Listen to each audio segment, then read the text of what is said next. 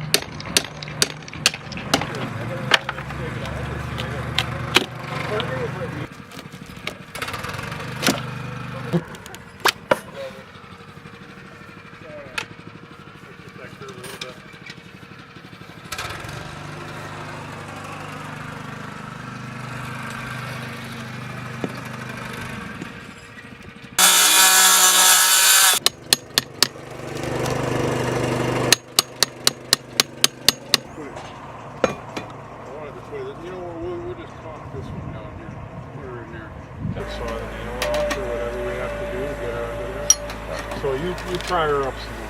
We'll get to that. Just a couple spots.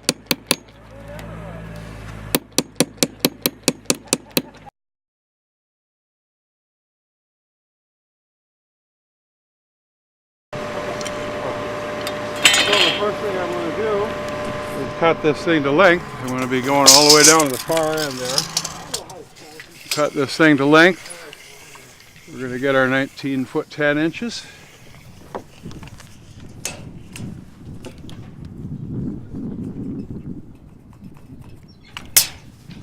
That's our length. Now, one thing to consider with this wood as our ledger board is that sometimes these things will vary a little bit in width. And this board, I've measured it. Now, there is a spot that's 9 3/8, but and more. And there's other places down here where it's almost as little as 9 3 1/4.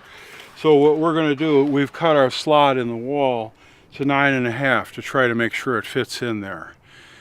Give us just a little bit extra, we'll push it up in there. So now I've got my length, and I'm going to move to this end and start my layout. And then what we'll do is we'll take our framing square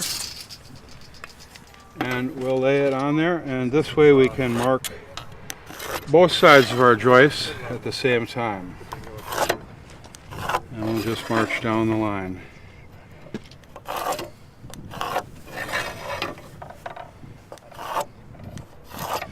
Now, as far as our attaching this ledger board to the wall here, the joists in this house run this way. They don't run this way. Now, ordinarily we would find those joists and put our ledger lock screws into the ends of those joists. But in this house, the rim joist is running this way, and so that's what we're going to have to screw into.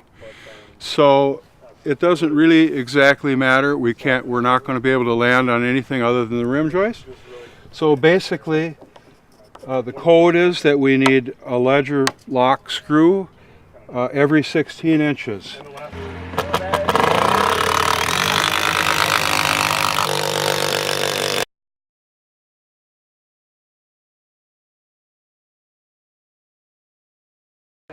All right, this first joist on the corner that will be running out past our post is a reverse flange joist, and that's just because it's on the end here. Now, when we get to these other ones, we'll have the normal flange, and what we'll do is we'll set each joist to the top of this, and we'll use a little setting block because these joists do vary just a little bit in height, and we want the top to be flat. We don't care about the bottom.